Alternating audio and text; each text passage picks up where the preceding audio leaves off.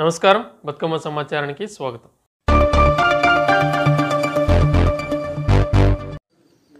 ప్రజా పాఠశాల educational society, ప్రజా పాఠశాల ఎడ్యుకేషనల్ ట్రస్ట్ సంస్థలు కలిసి ప్రజా పాఠశాల విద్యా ట్రస్టుగా ఏర్పడ్డాయని ప్రజా పాఠశాల విద్యా trust chairman Chalapathi Rao, manager B Bhikshamaiah తెలిపారు.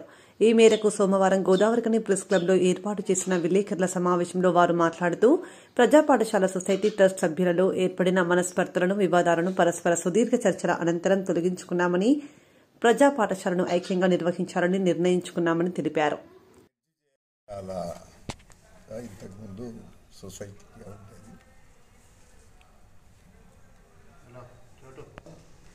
మాకు ప్రజా పాఠశాల సొసైటీకి దాంతోపాటు భిక్షమయ్య గారికి మధ్యన విభేదాలతో ట్రస్ట్ ఏర్పరిచారు. సొసైటీ నడిపే వాళ్ళం ఈ రెండింటిని మెర్జ్ చేయాలనేటువంటి అభిప్రాయానికి వచ్చాం. ఈ రెండింటిని మెర్జ్ చేశాము. 13/7/2003 ఈ రెండు కూడా మెర్జ్ అయింది. ఇప్పుడు ప్రజా పాఠశాల విద్యా ట్రస్టుగా ఒక కొత్త ట్రస్టుగా పరిచయం అవుతున్నది. దాని తరఫున గతంలో స్కూల్ హెల్త్ పాయింట్ ఆఫ్లో కూడా computer centre, Ambedkar knowledge centre అనేది ఈ మధ్యనే స్టార్ట్ చేశాం. దాంతోపాటు ప్రజా పాఠశాల పాత స్కూల్నే కొంత మోడర్నైజ్ చేసి కొత్త తరహా నడిపించాలనేటువంటి పద్ధతిలో దాన్ని కూడా వచ్చే అకాడమిక్ ఇయర్ మేము స్టార్ట్ చేయబోతున్నాం. అందుకొరకు ఇప్పటి నుండి ప్రజా పాఠశాల సొసైటీ అనే పేరు మీద కాకుండా ప్రజా పాఠశాల విద్యా ట్రస్టుగా ఇది ఉంటుంది. ఒక 13 మంది సభ్యులతోని ఈ ట్రస్ట్ రిజిస్ట్రేషన్కు నేడే వెళ్తున్నది. అందువల్ల ఒక కొత్త ఆలోచనలతో దీన్ని నడపాలనేటువంటి ప్రయత్నం ఉన్నది. Godavarikhani centre working class centre, ముఖ్యంగా పేద ప్రజల సెంటరు. ఈ పేద ప్రజల సెంటర్ తగ్గట్టుగా ఈ కంప్యూటర్ సెంటర్ను, ఈ పాఠశాలను ఇలా కమర్షియలైజేషన్ అయినటువంటి పరిస్థితిలో గతంలాగా పూర్తిగా ఫ్రీ ఎడ్యుకేషన్ అనేటువంటి పద్ధతిలో కాకుండా కొంత nominal or minimum maintenance aspect, కొంత ఫీజు పెట్టి ఇతర కంట్రిబ్యూషన్స్తోని, ఇతరుల సహకారంతో ఇంగ్లీష్ మీడియం స్కూల్ నడపాలనేది, స్కిల్ సెంటర్గా నాలెడ్జ్ సెంటర్ నడపాలనేటువంటిది నిర్ణయానికి రావడం జరిగింది. ఇందులో లాభం, ప్రాఫిట్ బేస్డ్ అనేటువంటిది లేదు. Only how to maintain service motto అనే కాన్సెప్ట్తోనే నడపబోతున్నాం. అందుకొరకు గోదావరికని పట్టణంలో ఉన్నటువంటి ఎన్లైటెడ్ సెక్షన్, కార్మిక వర్గం కానీ, మధ్యతరగతి ప్రజలు కానీ అందరూ కూడా దీనికి సహకరించాలి. దాంతోపాటు సహకారం కూడా చేయాలి.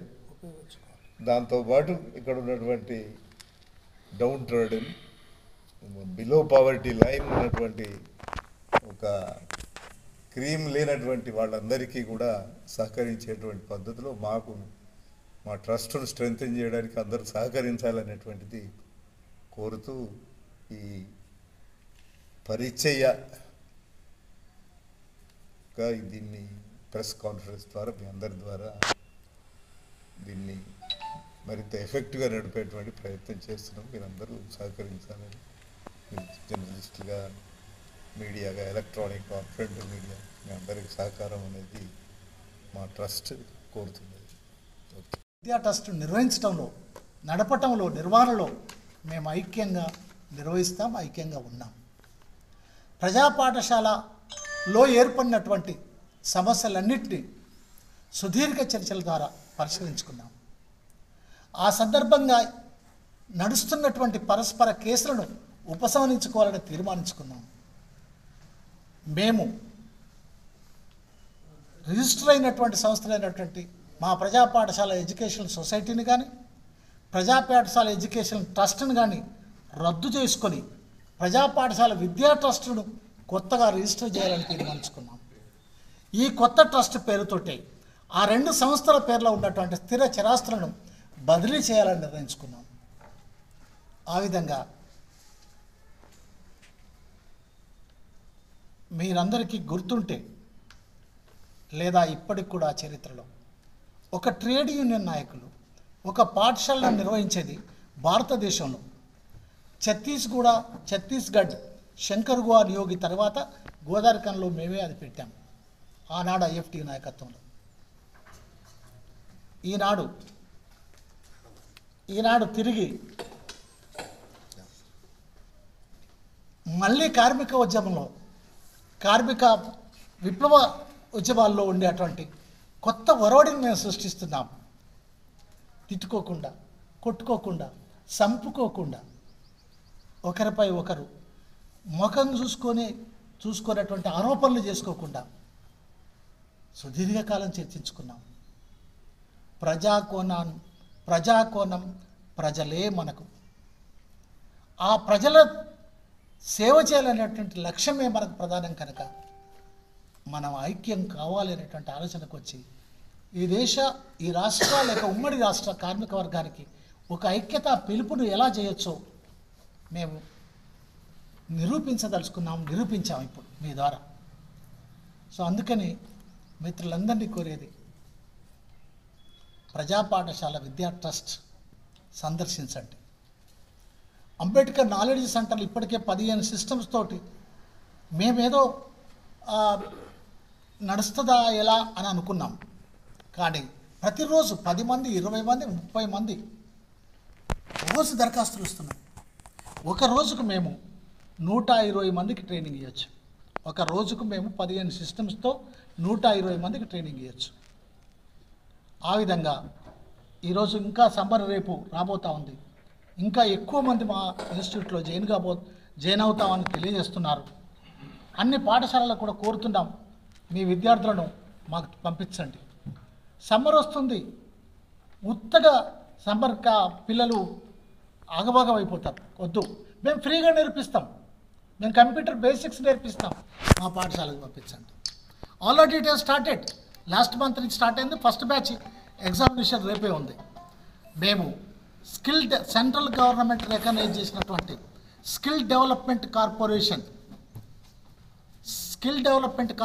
సర్టిఫికెట్ అందిస్తాం. మేము ఐఎస్ఐ సర్టిఫికెట్ అందిస్తాం. మేము స్టేట్ గవర్నమెంట్ ఉన్నటువంటి soft skill certificate recognised certificates అందిస్తాం. ఏదో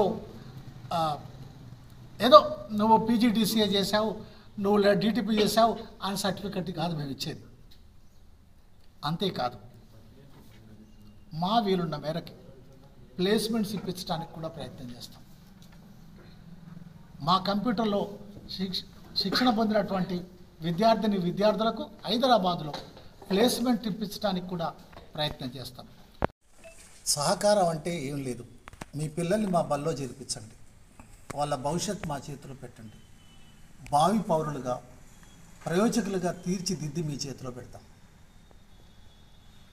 గోదావరిఖని పారిశ్రామిక ప్రాంతంలోని ఏ ప్రభుత్వ ఇంగ్లీష్ మీడియం పాఠశాల కంటే తక్కువ కాకుండా ఉన్నత విద్యను అందిస్తాం. అంతేకాదు, ఉచితంగా కంప్యూటర్లను అందిస్తాం.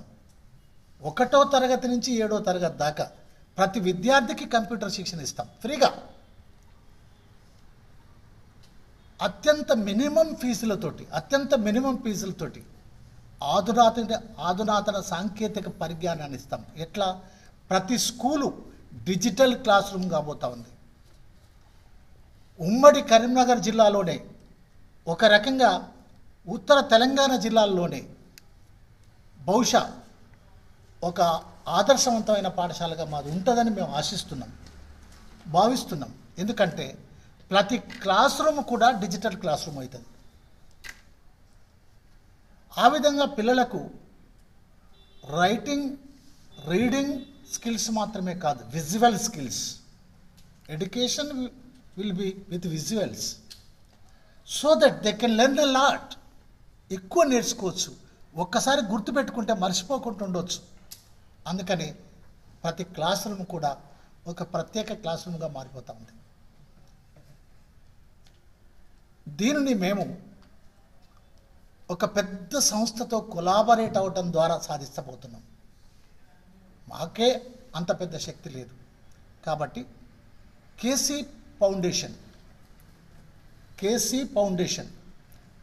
పుల్లయ్య ఫౌండేషన్ అనే అటువంటి సంస్థతో ప్రజా పాఠశాల విద్యా ట్రస్ట్ ఒక అవగాహనకు వచ్చి ఈ పాఠశాల నిర్వహించబోతా ఉంది. అందుకని అందరినీ సహకరించమని మా చైర్మన్ గారు చెప్పటంలోని ఉద్దేశం మీ పిల్లల్ని చేర్పించమని, మా పాఠశాల పైన విశ్వాసం ఉంచమని, అధిక ఫీజులు చెల్లించి భారం పెట్టుకోవద్దని, ఇంగ్లీష్ మీడియం అనే మోజులో పడి ప్రైవేట్ స్కూల్ అనే మోజులో పడొద్దని విజ్ఞప్తి చేసేది. అంతేకాదు, ఈ ప్రాంత ప్రజలందరికీ తెలుసు, ఒక 20 సంవత్సరాల కంటే ముందు మేము ఒకటిగా ఉన్నాం. 20 సంవత్సరాల కంటే ముందు మేము ఒకటిగా ఉన్నాం. 20 సంవత్సరాల క్రితం రెండయ్యాం. 20 సంవత్సరాల తర్వాత తిరిగి ఒకటవుతున్నాం.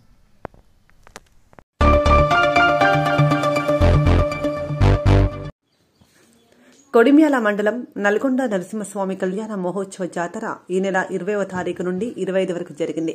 దీనికి అధిక సంఖ్యలో భక్తులు పాల్గొని జాతర విజయవంతమైంది.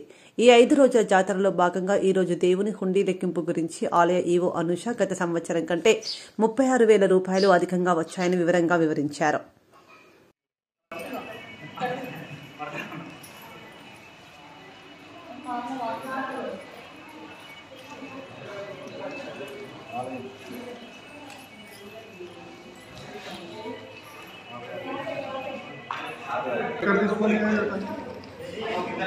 ఎక్కువ అయితే మనం 30-40 రూపాయలు దాంతో 60-70 ఇన్కమ్ వస్తుంది. మనం తీసుకోలేదు.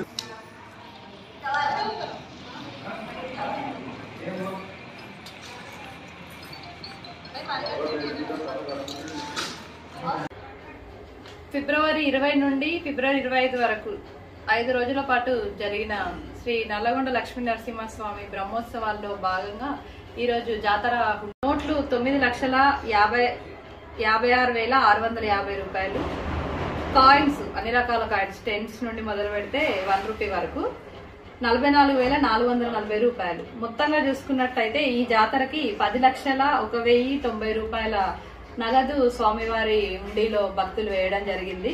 దీన్ని లాస్ట్ సంవత్సరం జాతరతో పోల్చుకున్నట్టయితే 36,655 రూపాయల అధిక ఆదాయం వచ్చింది. యాక్చువల్ గా మేడారం ఉన్నప్పుడు నల్గొండ లక్ష్మీ నరసింహస్వామి ఆదాయం ఒక 2 లక్షలు ఎప్పుడు నూతనంగా దేవాలయ బాధ్యతలు స్వీకరించినప్పటికీ నాకు అన్ని రకాల సహాయ సహకారాలు అందించినటువంటి ఆలయ చైర్మన్ సత్యనారాయణరావు గారికి, అలాగే 5 రోజుల కోసము ప్రత్యేకంగా ఏర్పాటు చేసిన ఉత్సవ కమిటీ వారందరికీ కూడా మేము ప్రత్యేకంగా ధన్యవాదాలు చెప్తున్నాము. అధిక సంఖ్యలో దర్శించుకున్నారు, ఆదాయం కూడా పెరిగింది. దీనికి సంతోషం. ముఖ్యంగా మేము చెప్పదలుచుకుంది ఏంటంటే ఈ 5 రోజుల జాతర ఘనంగా నిర్వహించడానికి కారకులైన స్థానిక ఎమ్మెల్యే గారికి, కలెక్టర్ ఆఫీస్ వారికి, కలెక్టర్ గారికి, మరియు భక్తులకి, ముఖ్యంగా భక్తులకి, మీడియా మిత్రులకి, పోలీస్ వారికి, పోలీస్ డిపార్ట్మెంట్, మరియు మాకు వాలంటీర్ గా స్థానిక కాలేజ్ పిల్లలు కూడా రావడం జరిగింది. ఈరోజు హుండీ లెక్కింపుకు వచ్చిన సేవా సమితి వారికి, మరియు ఎంఆర్ఓ ఆఫీస్, ఎంపీడీఓ కార్యాలయ సిబ్బందికి, స్థానిక 5 ఊర్లకు సంబంధించిన పంచాయతీ కార్యదర్శులు కూడా నిరంతరం ఇక్కడ ఉండి సేవలు అందించడం జరిగింది. నీటి వసతి కానివ్వండి, శానిటేషన్, ఇవన్నీ అన్ని రకాలుగా మాకు సహాయ సహకారాలు అందించిన వారందరికీ మేము ప్రత్యేకంగా కృతజ్ఞతలు తెలుపుతున్నాము.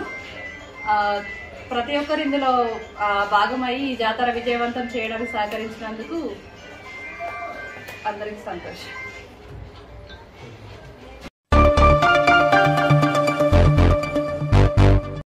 నాగర్ కర్నూలు జిల్లా కేంద్రంలోని జెడ్పీహెచ్ఎస్ బాలుర మైదానంలో లీడ్ బ్యాంక్ ఆధ్వర్యంలో ప్రతి ఒక్కరూ బ్యాంకులో ఖాతాను తెరవాలని మరియు ముఖ్యంగా విద్యార్థులు యువకులు ఖాతాను తెరవాలని లీడ్ బ్యాంక్ మేనేజర్ అన్నారు. సందర్భంగా SBI ADB chief manager MVV Satyanarayana, APG VBRM Ranjith, AP GVB manager Harish Karur, Vysya bank manager Chandramouli, HDFC bank manager Reddy, వివిధ బ్యాంకుల మేనేజర్లు, ఉద్యోగులు పాల్గొన్నారు.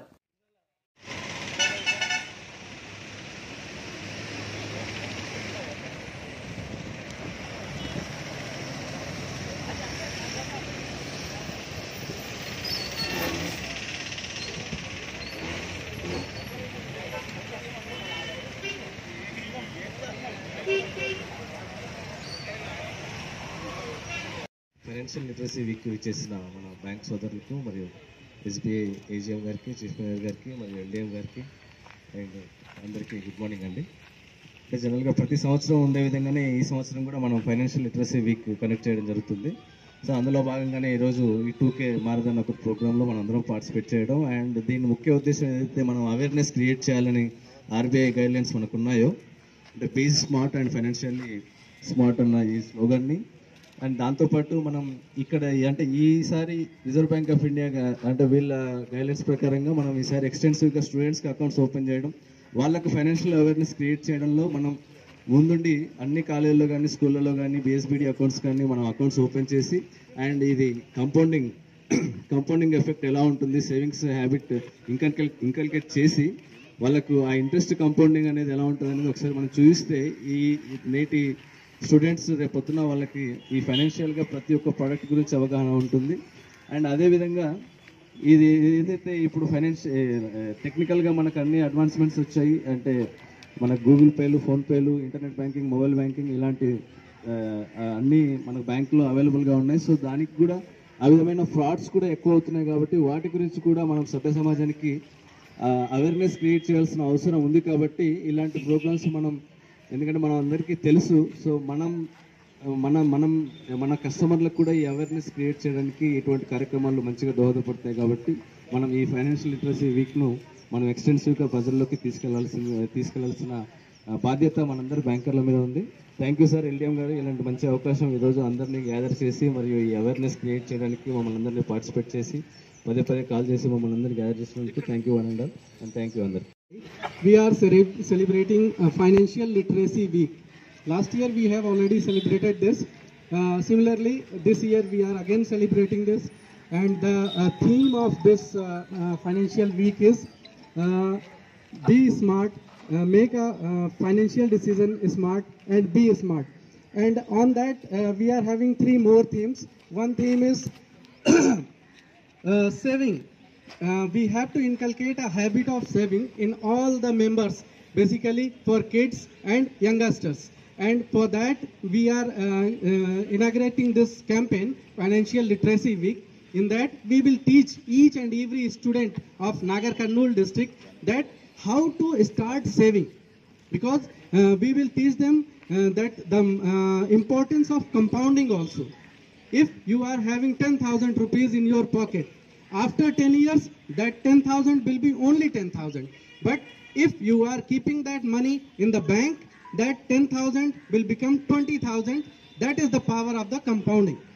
Second theme is that each and every student of Nagar Karnool must have banking account. This is compulsory. As you know, all of you are knowing very properly that the importance of banking account is very important these days. So we inculcate the financial behavior, habit of saving, habit of using bank accounts in all and each and every student. First of all, you have to receive your scholarship. Then you need, for higher education, you need educational loan. Then you need, after at the time of marriage, you need some personal loan for marriage and all other purpose. After that, you want car. All this will start with only a single step, that is first bank account. So we will teach each and every student of Nagar Karnool that open a bank account, inculcate a habit of saving. And the third and most important topic of this financial week is how to save ourselves from the frauds. That is, digital and cyber hygiene. This is the third topic of this financial week. In that, we are teaching each and every staff, each and every youngsters, each and every students, those who are using ATMs, those who are using net banking, those who are using many other mode of payment just like Google Pay, Phone Pay and all these. I request all of them not to share your OTP to anyone, not to share any kind of, whenever you are charging your phone, don't use public charger. Most of the time we are going away and we are not having our charger. So in that case we are using public charger. I request all of you, don't use public chargers. They may hack your phone, they may theft your data, they may theft your personal information from your phone. Third thing which I have already faced in Nagar Karnool, that people are asking for single call. Please give us, my phone is not working, please give me phone, I will call someone, my personal, my relatives, so that they can pick me from Nagar Karnool bus stand or from any other place, from hospital or anywhere. Don't give them any phone. Or if they are requesting, they are insisting and you are thinking that this is genuine person, you just dial the number of that person and cut the phone immediately. So that you have to save yourself from any kind of digital fraud. On behalf of RBI, we are conducting this program. I thank all my guests, chief guest, Animal Husbandry Department Head Sir, Ramesh Sir, and RM Sir, APGB and SBI and many other bank managers and all branch heads. I thank all of you and my press persons also, my friends. Thank you for your support, sir. Thank you.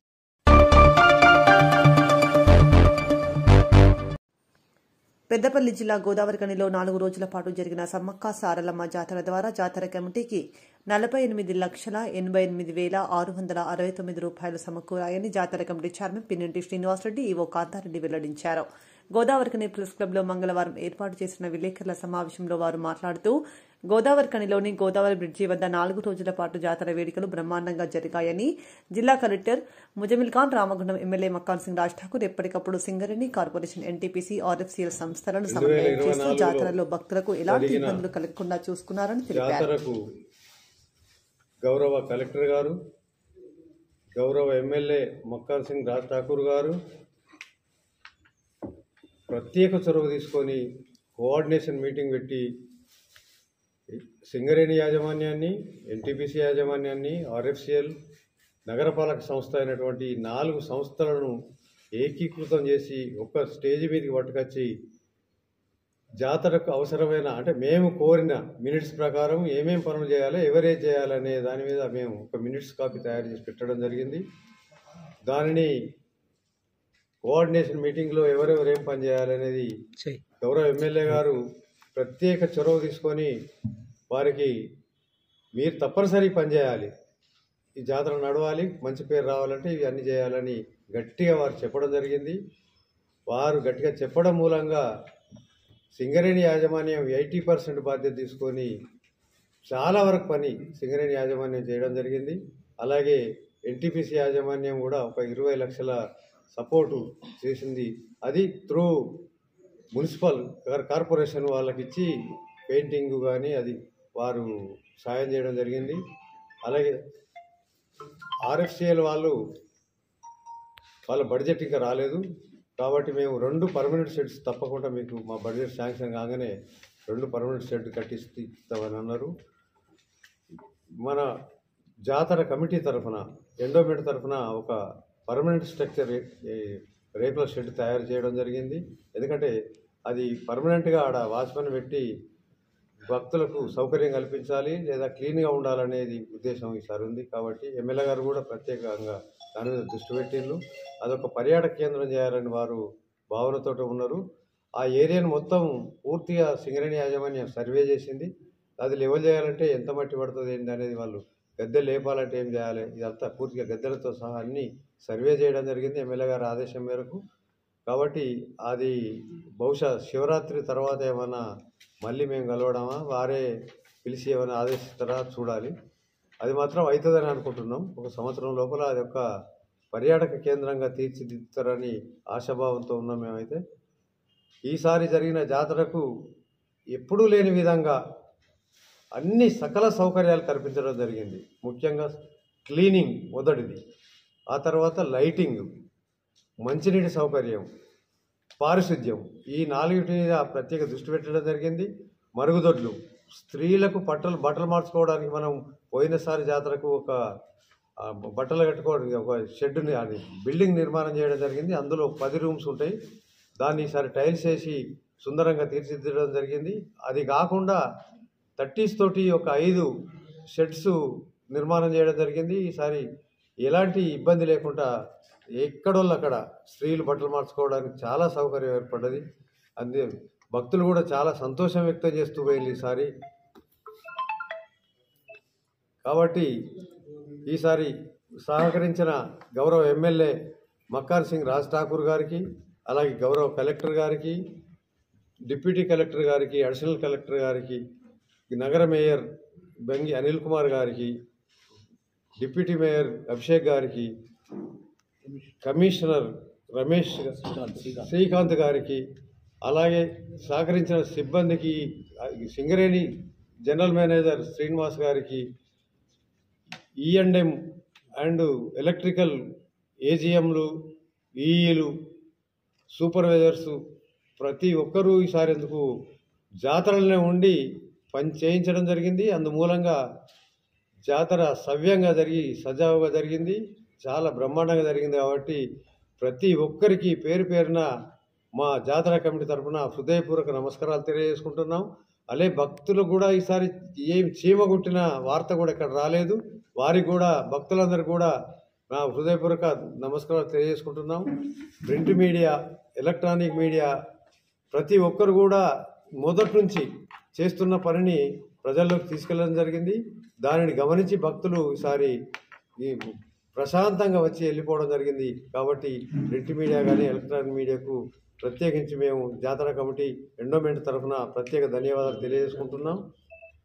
కాబట్టి ఇక జరిగే కార్యక్రమాలకు రేపు శివరాత్రికైనా పాత్రికేయ మిత్రులు అలాగే సహకరిస్తారని వారికి కోరుకుంటూ సెలవు తీసుకుంటాం.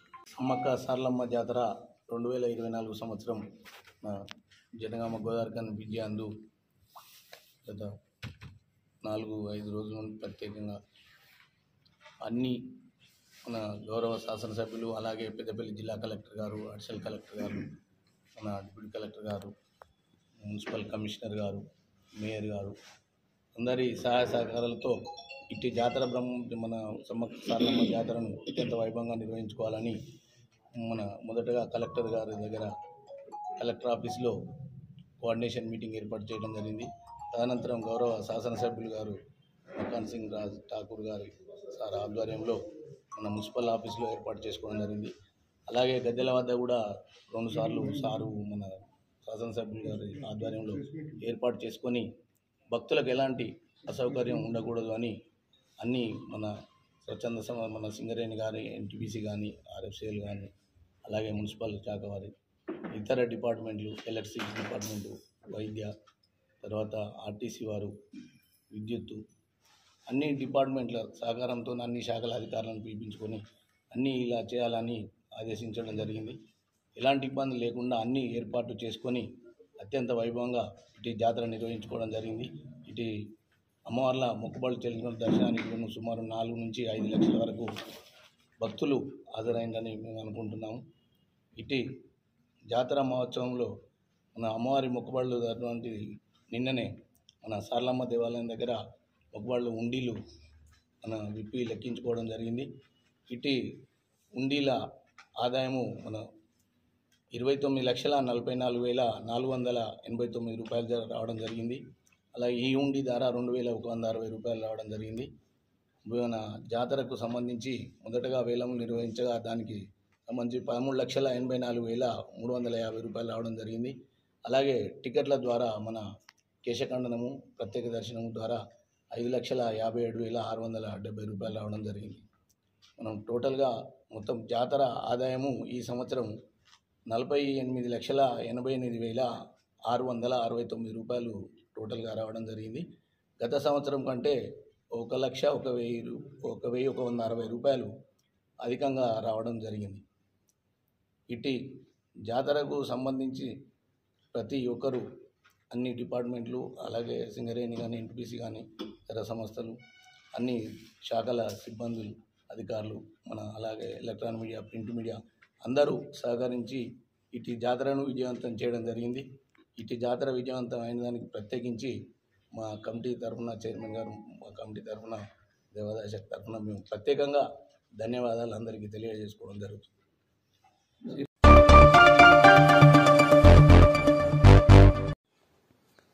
శ్రీ చిర్యాల లక్ష్మీ నరసింహస్వామి దేవస్థానంలో శివుని విగ్రహ ప్రతిష్టాపనలో మంత్రి దుద్దిళ్ల శ్రీధర్ బాబు, రామగుండం శాసనసభ్యులు రాజ్ ఠాకూర్ పాల్గొన్నారు.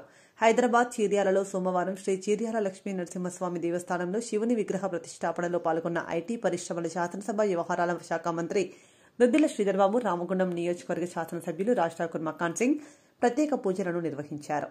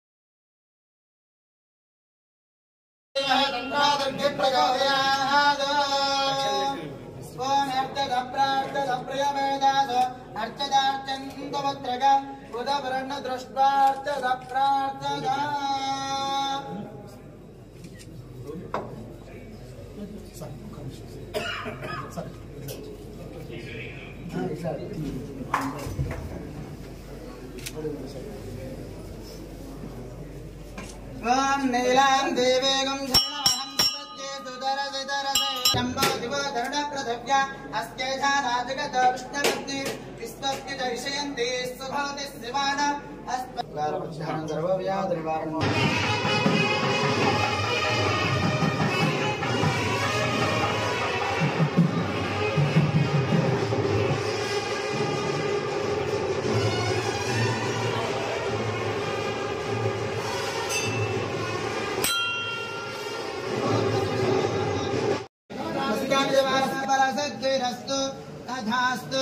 జై శ్రీమన్నారాయణ. జోగులాంబ గద్వాల జిల్లా గద్వాల పట్టణంలో శ్రీ శ్రీ శ్రీ స్వయంభుగా వెలిసిన జమ్ములమ్మ దేవతకు లక్షలాది మంది వచ్చి అమ్మవారి మొక్కులు తీర్చుకుంటారు. తెలంగాణలో సమ్మక్క సారక్క జాతరలాగే జోగులాంబ గద్వాల జిల్లాలో గద్వాల పట్టణంలో జమ్ములమ్మ జాతర బ్రహ్మాండంగా జరుగుతోంది. ఈ కార్యక్రమానికి గద్వాల జమ్ములమ్మ దేవత ఎండోమెంట్ అధికారులు భక్తులకు అన్ని సౌకర్యాలు ఏర్పాటు చేసి త్రాగునీరు, వైద్య వసతి, భక్తులు ఉండడానికి చలవ పందిలు వేసి భక్తులకు ఎలాంటి ఇబ్బందులు లేకుండా అన్ని సౌకర్యాలు ఏర్పాటు చేశామని దేవాదాయ శాఖ అధికారి పురేందర్ కుమార్ తెలియజేశారు.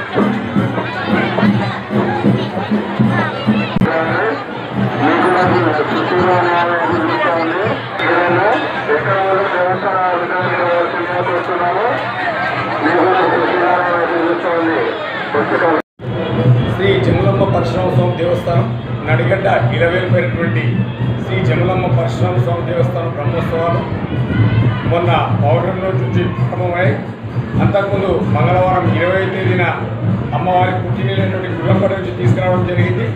దాంతోపాటు ఈరోజు మొదటి మంగళవారంతో భక్తుల రద్దీ బాగా పెరిగింది.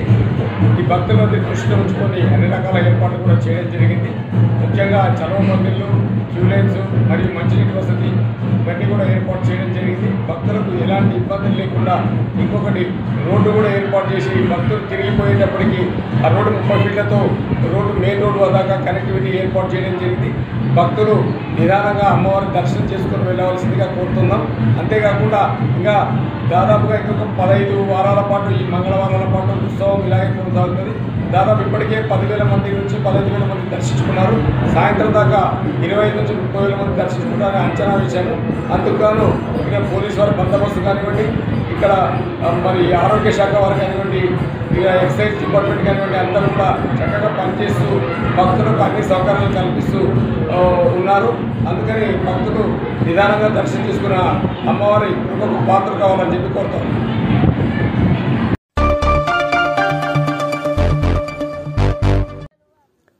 రామగుండం మాజీ ఎమ్మెల్యే జిల్లా బీఆర్ఎస్ అధ్యక్షుడు కోరికంటి చందర్ తండ్రి మల్లయ్య మంగళవారం అనారోగ్యంతో మృతి చెందారు. వారి నివాసంలో మల్లయ్య పార్థివ దేహాన్ని ఉంచారు. తండ్రిని కోల్పోయిన దుఃఖంలో కూడా మాజీ ఎమ్మెల్యే చందర్ మరో 2 అందులకు వెలుగులు ప్రసాదించడానికి తండ్రి నేత్రాలను దానం చేయడానికి ముందుకొచ్చారు. LB Prasad I bank technician Rajendra Prasad ద్వారా మల్లయ్య నేత్రాలను హైదరాబాద్ ఐ బ్యాంకు తరలించారు. తండ్రి నేత్రాలను దానం చేసిన కోరికంటి చందర్ను పలువురు ప్రముఖులు, రాజకీయ నాయకులు, బీఆర్ఎస్ పార్టీ నాయకులు అభినందించారు.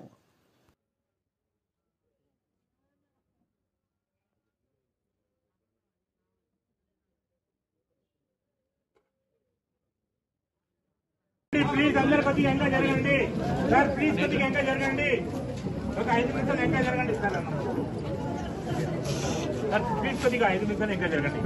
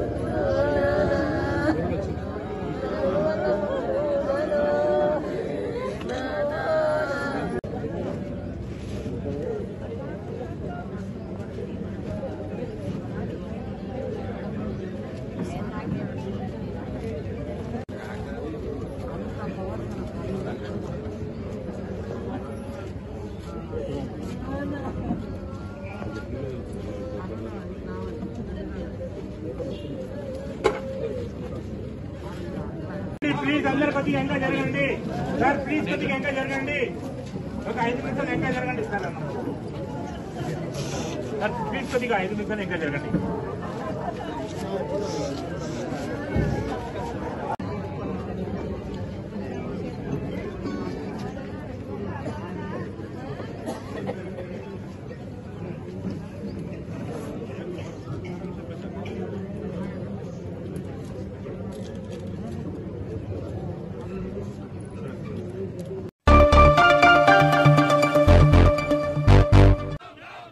మంత్రి పొన్నం ప్రభాకర్పై ఎంపీ బండి సంజయ్ కుమార్ చేసిన అనుచిత వ్యాఖ్యలపై కాంగ్రెస్ శ్రేణులు కరీంనగర్లోని తెలంగాణ చౌక్ వద్ద ధర్నాకు దిగారు. కాంగ్రెస్ జిల్లా అధ్యక్షుడు కోమటిరెడ్డి నరేందర్ రెడ్డి మాట్లాడుతూ పొన్నం ప్రభాకర్పై చేసిన అనుచిత వ్యాఖ్యలపై వెంటనే బండి సంజయ్ ఇదే చౌరస్తాలో క్షమాపణ చెప్పాలన్నారు.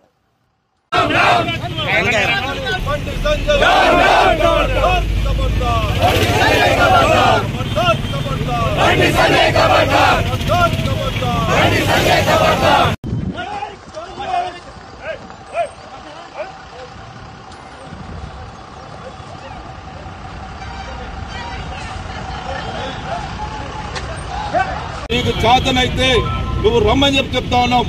ఏ విధంగా ప్రభాకర్ గారిపై మరి ఈ విధమైనటువంటి మాటలు మేము మాట్లాడని కూడా మాకు నోరు రావట్లేదు. ఒక తల్లి పుట్టుకకు సంబంధించి నర్సులో చెప్తేనే తెలుస్తుంది. ఏందా నీకు తెలివి ఉందా? నువ్వేమన్నా మనిషివేనా? నీకేమన్నా అసలు జ్ఞానం ఉందా? ఏం మాట్లాడుతున్నావు? తెలిసే మాట్లాడుతున్నావా? నీ రాజకీయాల కోసం ప్రజలను ఈ విధమైనటువంటి ఉసుగొల్పడం కోసం రకరకాలుగా దీన్ని వాడుకోవడం కోసం ఈ విధమైనటువంటి వ్యాఖ్యలు చేస్తా ఉన్నాం. కబడ్దారని చెప్తా ఉన్నాం. వెంటనే బండి సంజయ్ ఈ వ్యాఖ్యలు వాపసు తీసుకోకపోతే కరీంనగర్ చౌరస్తాలో నీ దిష్టి బొమ్మ నీకు ఉరిదీస్తామని చెప్తా ఉన్నాం. నిన్ను వదిలిపట్టేది లేదు బండి సంజయ్. ఈ వ్యాఖ్యలు వెనక్కి తీసుకునే వరకు పోరాటం చేస్తాం. నువ్వు ఎక్కడైతే మాట్లాడినావో అక్కడికే వెళ్తాం. అక్కడికి రా, నీకు తమ్ముంటే ఆన్లైన్ క్షమాపణ చెప్పు. లేకపోతే నువ్వు ఏం మాట్లాడినావో మాతో చర్చ జరుపుకొని చెప్తా ఉన్నాం. లేకపోతే కబడ్దారని చెప్పి హెచ్చరిస్తాం.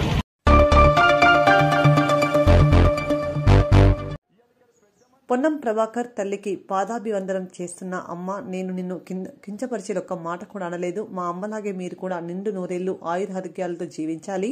నేను అనని మాటల్ని మీకు ఆపాదించి అవమానిస్తున్నాడు. మీ పేరును రాజకీయంగా వాడుకుంటూ మానసిక క్షోభకు గురి చేస్తున్నాడని ఎంపీ బండి సంజయ్ కుమార్ తెలియజేశారు. ఇవాళ పెద్ద మనిషి ఏమంటుండంటే నన్ను అవమానపరిచిండు, మా అమ్మను అవమానపరిచిండు బండి సంజయ్ అంటున్నాడు. ఇవాళ తప్ప అక్కడనేది వాళ్ళ అమ్మ నా అమ్మ ఒక్కటే. వాళ్ళ అమ్మతో మా అమ్మ సమానం.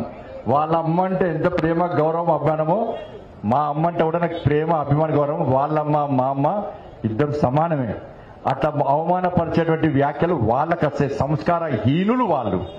నాకు సంస్కారం అడ్డం వస్తుంది. నా పార్టీ నాకు సంస్కారం నేర్పింది. మా మోడీ గారు నాకు సంస్కారం నేర్పాడు. పాపం ఆయన ఏం చేసిందంటే వాళ్ళ అమ్మ పేరు వాడుకొని సింపతి కొడదామని ప్లాన్ చేస్తున్నాయి. వాళ్ళ అమ్మ మంచిగా నిన్ను నూరేళ్ళు ఆడగాడు. వాళ్ళ అమ్మ కాలు కూడా మొక్కపోయినాను.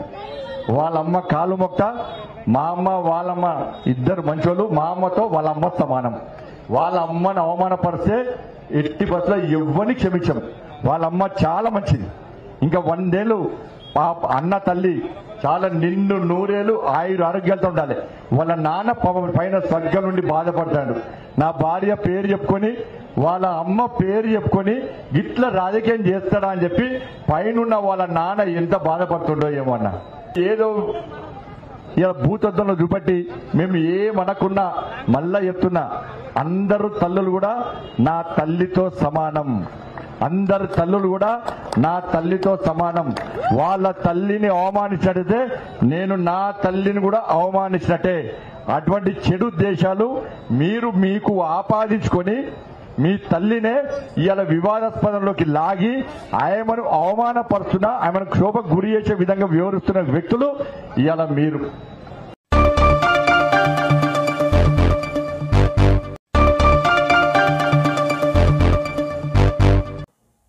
ఇంతటితో వార్తలు సమాప్తం. నమస్కారం.